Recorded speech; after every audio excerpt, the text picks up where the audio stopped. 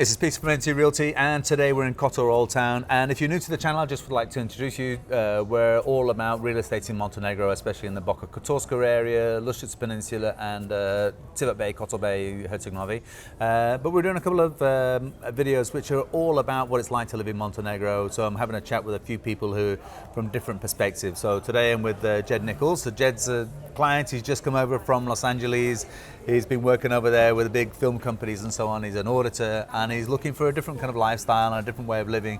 So I'd like to just kind of put things in Jed's perspective, and over to you, Jed. Tell us what you think, why Montenegro, and yeah, what's your overall impressions? So look, I'm looking for a place to live in the world. I've been doing a lot of research for many countries, whether it's Asia or South America or Europe, where I might be able to come and live and do my business from here.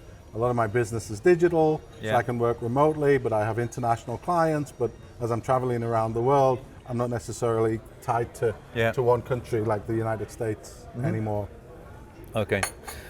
Been doing a lot of research, like I said, and I had a number of criteria which helped me select candidates. Right. It included the tax rates, Right. Ease of being able to live there, whether it's getting residency or citizenship, Yeah. value for money, and then just the quality of living, quality of life, beauty, friendliness of the people, and so on. Sure. So I had 4 criteria. As I looked at many great countries that people were choosing to live, often found that places could meet 3 out of 4 criteria. Okay. There was one country that just kept coming to the top of the list, whether I was looking at it from an economic perspective, looking at it from a beauty perspective, or a value perspective, Right. and it was Montenegro. Montenegro. And even for the kind of the residency and the tax basis, you're looking at a 9% corporation tax here. Residency is quite easy. You've got one of 3 ways to get the residency. One is with a golden passport, so investing essentially it would be 550,000 euros or 300 on the coast, or 350,000 euros in the north. Then you have the passports. There's another way, which is actually having a business, starting a business, and then actually employing yourself through that business. So you just start a business. So it's actually an inexpensive way to do things, and actually a lot of people go that route. And the third way, which is you quite like, is actually just buying a property, and it's any property. There's no lower limit on the property that you buy to get your annual residency. It just has to be habitable. Yeah, that's it. So it could be low as $20,000. Yeah.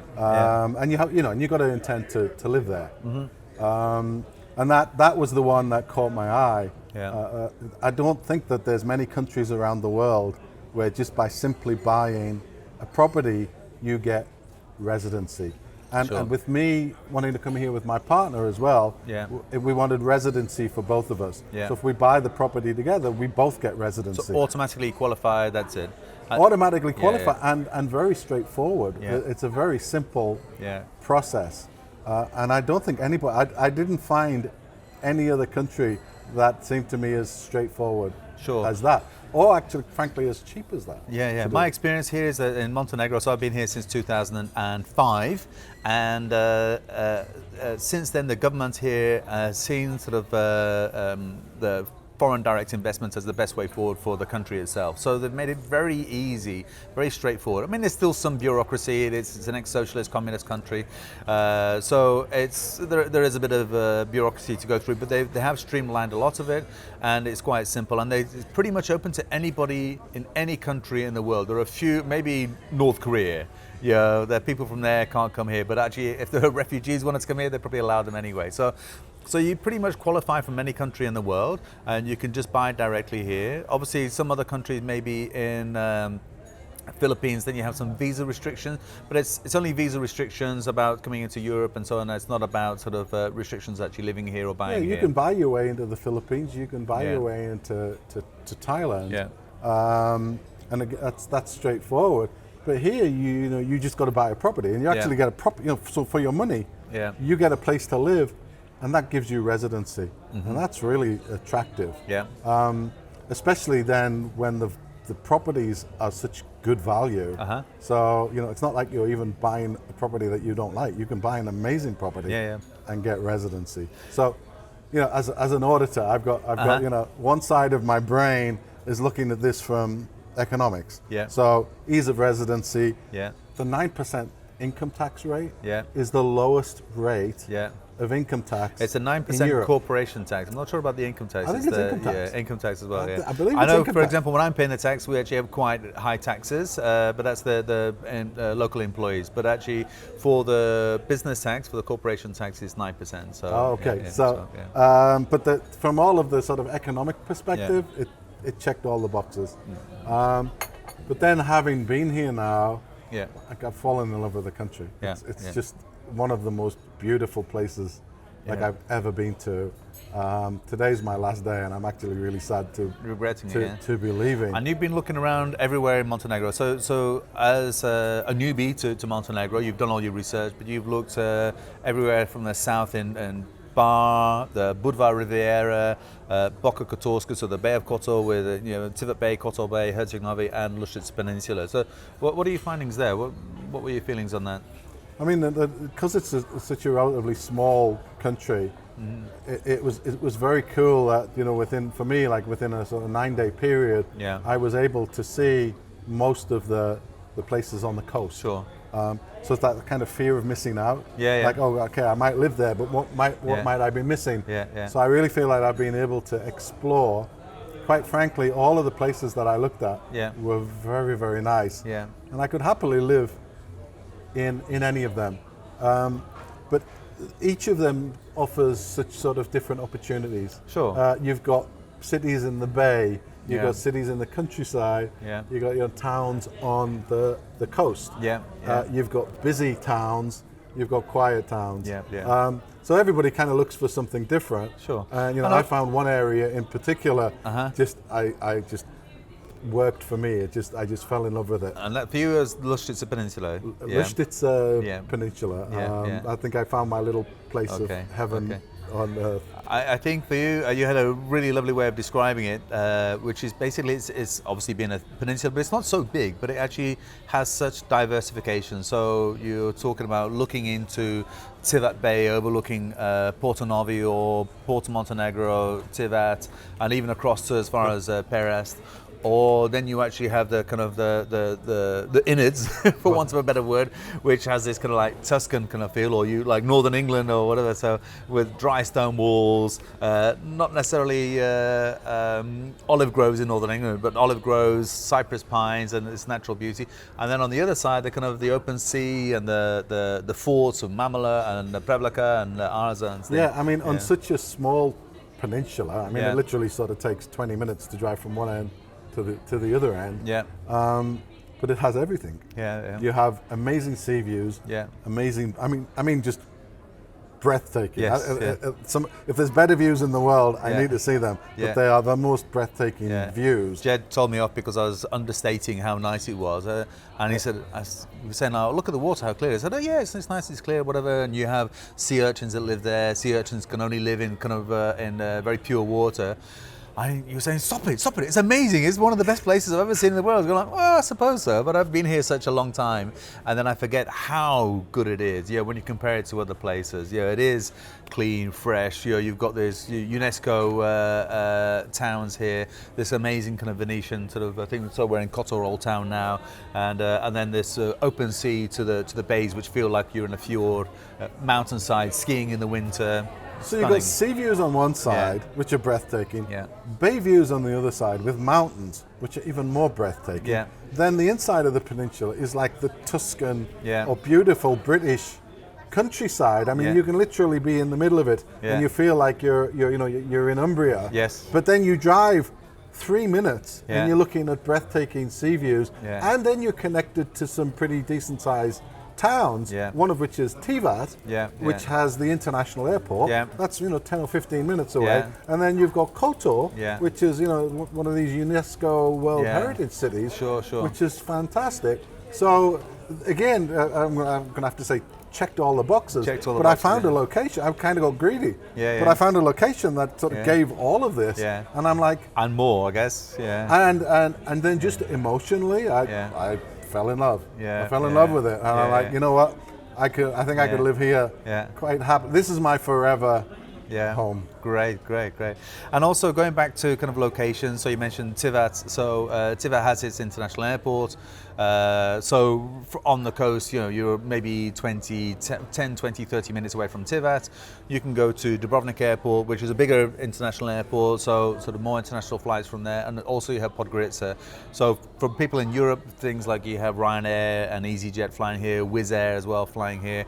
The routes are getting bigger and bigger every year, so there's more and more places coming here. And actually for you, which is more about transatlantic,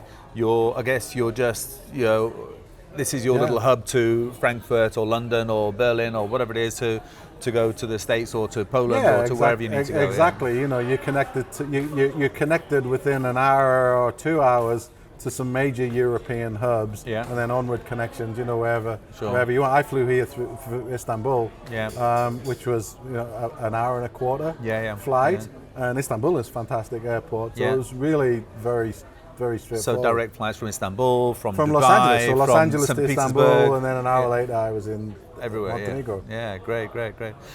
And your girlfriend is from St. Petersburg as well, so she can fly home directly. I think from Tivat. I think has direct flights. Direct Aeroflot flight to St. Petersburg in 3 hours. I think there's flights from Lufthansa as well. So.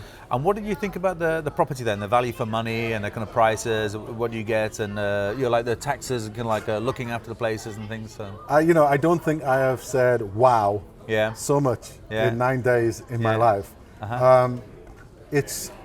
Frankly, it's ridiculous. Yeah. The value for money. Yeah. But it's just what you can buy, and I've looked at various price brackets. Yeah. But at the low end, fantastic. Yeah. At a higher budget, like some of the nicest properties I've seen. Yeah. And everything in between. Yeah. And all of them just seem to represent amazing value. I think it's regarded as one of the, I hate to say cheap, because cheap implies something, but it's value for money. Within Europe, it's inexpensive compared to all the other options. I think we're 30-40% less expensive than Croatia. To put some meat on the bones, to give you an idea, pricing, you're probably looking about 2,000 euros per square meter. If you're an American, then just times it by 10 roughly for square foot. You have you're like your average one-bedroom apartment. You're probably looking about 100,000 euros for something with a good quality, maybe great views and so on. 2 bedrooms, maybe 140 to 200,000, depending on the quality and the location. If you want to go ultra luxury, then you're talking about 6,000 to 8,000 euros a square meter for Porto Novo, Porto Montenegro, Luscica Bay, and so on. And your ultra luxury gated marina community, that kind of thing. And again, which still represents good value for money when you compare it to other places in the world. Another factor is I think it's a great time to buy because somehow it seems to me that Montenegro is still a little bit undiscovered.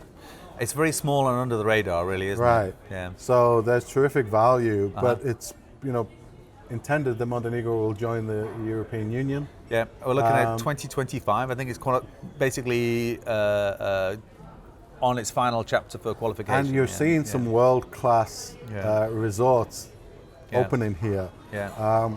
I personally think that this is a country that's got an incredible future ahead of it. Yeah. It's going to be the next Croatia. It's going to be the next something. But right now, this for me is not only do I feel like it's good value for money, I actually feel it could be a really good investment. Yeah. I think now I can have my money in. Is that your auditor's hat speaking now, anyway? Oh, no, you know what? I can have my money in a bank. Yeah. Right. Yeah. Or I can have my money in a property here, and I can live in it. Yeah. In a breathtaking view, and I think I'm going to get a very, a lot of people here, I think, get property here, but then don't spend all their time here and do like Airbnb and have it as an investment and get a really healthy return. For somebody like me who actually would be looking to live here, I also think it's a great investment because I think the future here is very positive. This is not a country that's in the decline. Yeah. This is a country that is like one of those things where it's like the right time to get in. I guess like an investment, you don't want to invest when everyone's heard about it. You want to get as the swell starts to go up. So, so this European Union integration. We're a member of NATO now. They've just changed the government after 31 years, but the government has said that it's still Western European facing, EU facing, still wants to be in NATO, so it still has this stability. The currency is the euro, so very stable currency, so very calm place to live, really. Yeah, I mean, I feel super confident in buying here. Right. And I'm really excited about it. Okay. I'm going to ask you now. So you came to our agency, so I just wanted to do this interview just so that other people can understand what it's like there. But how was it? What was it like looking around the properties? How did you find that? So what was your experience then? It's been totally positive. Yeah. The whole experience. I've worked with you pretty closely. Yeah. It was great that I could build and get to know you and talk to you a little bit even before I came. Yeah. And you were super helpful to me even when I was sitting in the United States. Yeah. Then you've been even more helpful to me in real life. Sure. When I've got here. I've worked with some of your competitors as well. In fact, the whole experience has been super positive. I presume that's how it is all the time, but I mean, they're really, buyers presently are getting treated exceptionally well, but just super helpful. I mean, I had a limited time here. Sure. And I've been able to achieve so much. Yeah. With a combination of professionals, and then also with a friend of a friend type of thing, some of the locals who I've connected with. And we should talk about the local people. The local people are some of the friendliest, most warm. Yeah. So I felt very comfortable from day one, and I'm putting my auditor hat back on. It's been super productive. Great. I mean, it's just been good. Everything that I've done here has given me a lot of information and a lot of help very quickly. Not a moment wasted then. Not a moment wasted. And then if you do have some downtime, you're in some breathtaking locations. So I didn't come for a vacation, but I've had the best vacation. Yeah. I had to remind Jed that I was actually working, but when we were in Rosse and other places, I was sitting here, I said, look, Jed, to give you an example of your future lifestyle, I'm working now. This is me working, sitting here. This is work for me. This is my day-to-day work, and it's my job. So I'm sitting there and I go, I'll order some squid and like a potato salad, and maybe I'll even go for a swim and I'll go back to the office or so on. But this is my office. I mean, I kind of like it. It's the stuff of dreams. Yeah. Like it's really the stuff of dreams. Like when you get here, you're like, wow, like I can't believe like it's this good. So in closing anyway, do you have anything to say to people, any advice on if they want to come to Montenegro, what to do, what to look for? I think the future, we've had this horrible 2020 and everybody's had a pretty tough time of it. Yeah. And then a lot of people now are thinking about a different, they've got different thoughts about their life. Sure. And some people now are thinking about working remotely. There's trends for maybe moving away from cities, doing something different lifestyle-wise. Because you're not quite digital nomad. It's not like you're going from country to country every month. And we actually had an interview with a couple who were digital nomads, and they said, actually, we're going to settle here. So this is the place that they decided to stay, even though they had, the world really was at their feet.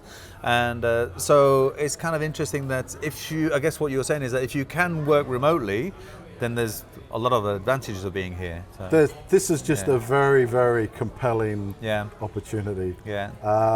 So somebody who has an opportunity to not have to be close to their place of work, this offers some really, really attractive opportunities.